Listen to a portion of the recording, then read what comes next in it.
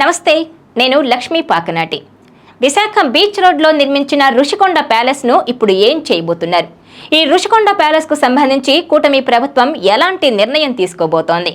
ఎందుకంటే 2 రోజుల క్రితం టూరిజం డిపార్ట్మెంట్పై సమీక్షా సమావేశంలో సీఎం చంద్రబాబు కీలక నిర్ణయం తీసుకున్నట్టుగా తెలుస్తోంది. అయితే ఇంతకీ ఏంటా నిర్ణయం? ఆ రుషికొండ ప్యాలెస్ను ఏం చేయాలనుకుంటున్నారు? దీనిపైనే మనం చర్చిద్దాం. ఇవాల్టి మన టాపిక్ కూడా అదే. రుషికొండపై చంద్రబాబు సంచలన నిర్ణయం. ఈ రుషికొండ ప్యాలెస్కు సంబంధించి చంద్రబాబు ఆ సమీక్ష సమావేశంలో కీలక నిర్ణయం తీసుకున్నట్టుగా తెలుస్తోంది. అయితే ఏంటా నిర్ణయం అన్నదే ఇప్పుడు హాట్ టాపిక్గా మారింది.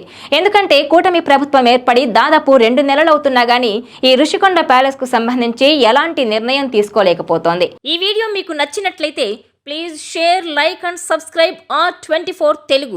ఎందుకంటే విశాఖ బీచ్ రోడ్లో దాదాపు 500 కోట్ల రూపాయలతో రాజ్భవనంలా నిర్మించిన ఆ రుషికొండ ప్యాలెస్ను ఏం చేయాలన్న దానిపైనే ఇప్పటి వరకు ఈ 2 నెలలుగా తర్జన భర్జన పడుతున్నారు సీఎం చంద్రబాబు.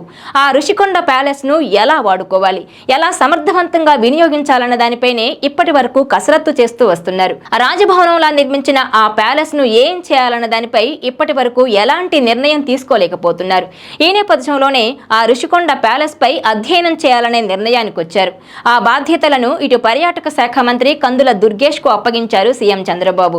ఇటీవల జరిగిన టూరిజం డిపార్ట్మెంట్ పై సమీక్షా సమావేశంలో ఈ నిర్ణయమే తీసుకున్నట్టుగా తెలుస్తోంది. ఈ నేపథ్యంలోనే పర్యాటక శాఖ మంత్రి కందుల దుర్గేష్ సారథ్యంలో కొంతమంది అధికారులు కలిసి వీళ్లంతా ఈ నెలాఖరున ఆ రుషికొండ భవనాలను సందర్శించి ఓ నిర్ణయానికి రానున్నారు.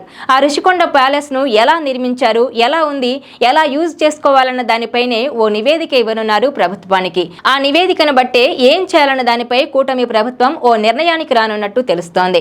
అయితే దాదాపు 500 కోట్ల రూపాయలతో ఆ రుషికొండ ప్యాలెస్ ను నిర్మించారు.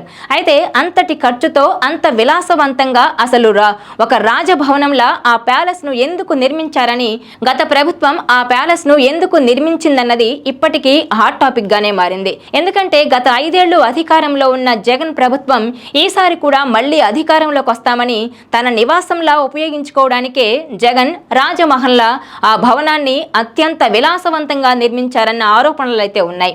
ఈ నేపథ్యంలోనే అసలు 500 కోట్లతో ఎందుకు అంతటి విలాసవంతమైన భవనం నిర్మించడానికి అంత అవసరం ఏమొచ్చింది అని అప్పుడు ప్రతిపక్షంలో ఉన్న టీడీపీ నేతలు, ఇప్పుడు అధికార పక్షంలో ఉన్న కూటమి నేతలు అందరూ జగన్ పైనే విమర్శలు గుప్పిస్తూ వస్తున్నారు.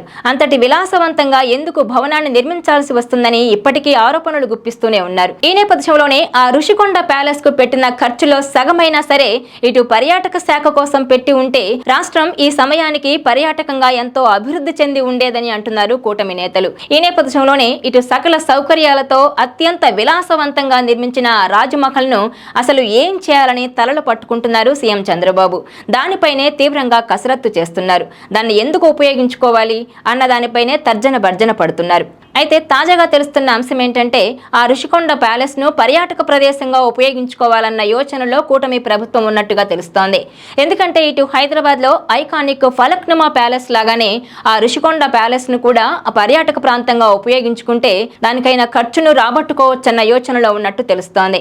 ఎందుకంటే ఇప్పుడు అంతటి విలాసవంతమైన భవనాన్ని ఆ రుషికొండ ప్యాలెస్ ను రాజభవనంలా నిర్మించిన ఆ రుషికొండ ప్యాలెస్ ను మెయింటైన్ చేయాలంటే ఆ నిర్వహణ ఖర్చులు కూడా ప్రభుత్వానికి తడిసి మోపడవుతాయని, దాన్ని నిర్వహించుకునేంత ఆర్థిక స్తోమత తమకు లేదన్న యోచనతోనే పర్యాటక ప్రదేశంలో ఉపయోగించుకుంటే దానికైనా ఖర్చులైనా వస్తాయన్న యోచనలో ప్రభుత్వం ఉన్నట్టు తెలుస్తోంది. అయితే ఇటు వైసీపీ నేతలు మాత్రం ఆ రుషికొండ ప్యాలెస్ అనేది ప్రభుత్వ ఆస్తేనని, దాన్ని ఎలాగైనా యూజ్ చేసుకోవాలని సూచిస్తున్నారు.